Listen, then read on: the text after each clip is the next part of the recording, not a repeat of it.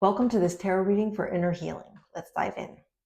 So, what is the week's lesson this week? Ooh, okay, interesting. We got this Seven of Swords. And the Seven of Swords is all about having a lot of options and almost having so many options. It can be a good thing. If, let's say you're in a brainstorming phase and you have all these ideas and kind of dreams, that can be great. But sometimes when we have a lot of options, we can feel a little bit overwhelmed. And this card often speaks about that.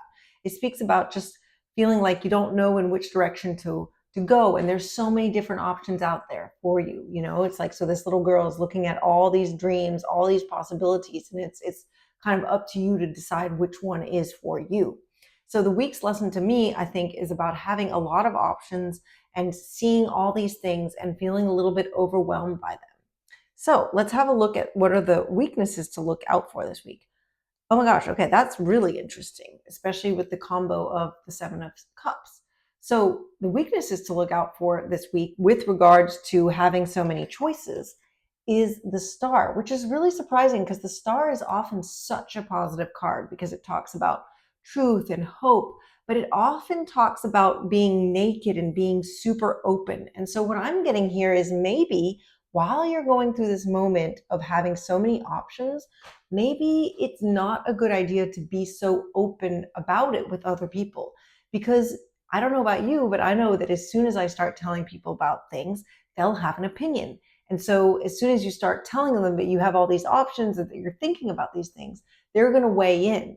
So what I'm getting here is maybe it's important this week to not just to keep your cards a little bit closer to you and not like be so open and honest about them. Because as you can see in this card, she's almost wearing this transparent veil. It's almost like she's like an open book, which usually can be a really good thing when we're like completely able to be ourselves. But today, since it's in the weakness position, I would say be a little bit more mindful about who you share your dreams or all your ideas with. Share them with people that you really have confidence in or people that you really, really trust.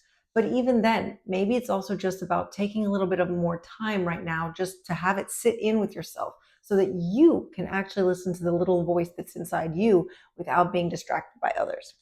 Okay, what are your strengths this week? Oh my gosh, that's so funny. Wow, we got the King of Swords, and it's so funny because look at his mouth. His mouth is being blind, being bound. So it's almost like he's not saying things. And so I think that actually is exactly the message this week. Do not overshare, and instead be like the King of Swords, somebody who's really able to kind of see through things, see through not get swayed by emotions, not get overwhelmed, because cups have to do with our emotions and our feelings. And the King of Swords is somebody who's very almost like is able to kind of see clearly, see the things, and because swords have to do with our minds and our thoughts. And so it's almost as if he's really able to be on top of that. And on top of that, as I said, he has his mouth bound, which means that I don't think he's oversharing. And so he's just able to see the whole situation from a distance, from this position of power, which are the kings, which have that maturity with them. And it's just maybe more about looking, analyzing, using the rational side of your brain instead of getting overwhelmed by things. So to end off the reading, as always, we're going to just have a message of love from our guides. Wow, that just, I think, ties the reading in completely well, which is the Hangman. And the Hangman, I think, is about this.